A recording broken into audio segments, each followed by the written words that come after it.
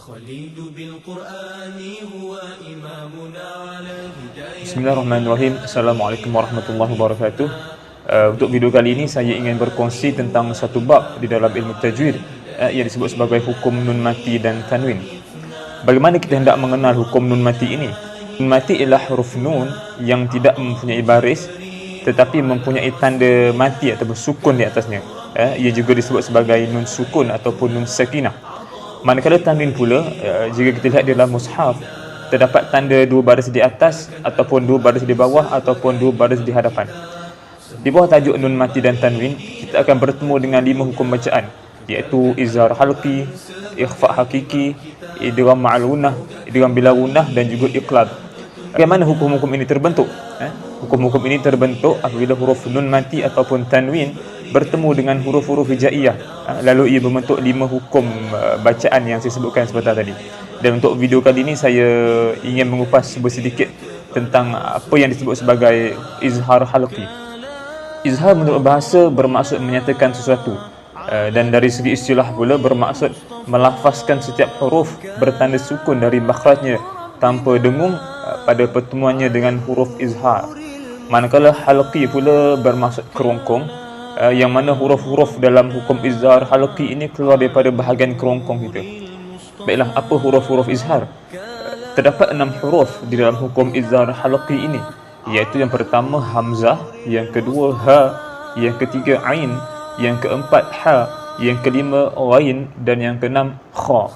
Jadi apabila huruf nun mati ataupun tanwin bertemu dengan salah satu huruf izhar halqi yang 6 ini, maka bacaannya wajib diizharkan tanpa dengung ataupun dibaca dengan jelas tanpa dengung. Contohnya pada kalimah ini, yan'auna, di situ huruf nun mati bertemu dengan huruf hamzah. Jadi cara bacaannya adalah jelas, iaitu berbunyi yan'auna. Contoh yang kedua pada kalimah an ibadatih, iaitu huruf nun mati bertemu dengan huruf ain. Bacaan itu juga adalah merujuk kepada hukum izhar halqi. Jadi cara bacaannya adalah jelas, seperti an ibadati. Kita tidak baca dengung, contohnya an, itu bacaan yang salah. Bacaan yang betul adalah an ibadati. Contoh yang lain pada kalimah afuwan ghafura, di situ tanda dua baris di atas merujuk kepada tanwin bertemu dengan huruf ghain yang juga merupakan salah satu daripada huruf izhar. Cara bacaannya adalah afuwan ghafura, bukannya dengung, afuwan ghafura. Itu cara bacaan yang salah. Cara bacaan yang betul adalah afuwan ghafura.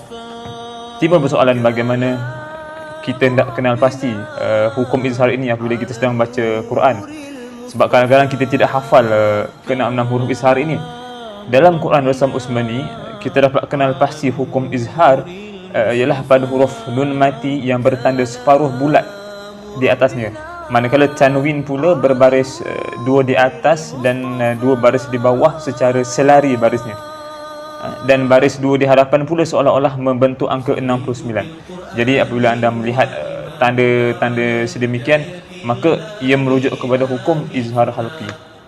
InsyaAllah untuk video seterusnya saya akan terangkan sedikit tentang hukum yang seterusnya, iaitu hukum ikhfa hakiki, dan bagaimana untuk kita membezakan antara bacaan ikhfa dan juga izhar. Sekian, wallahu ta'ala alam.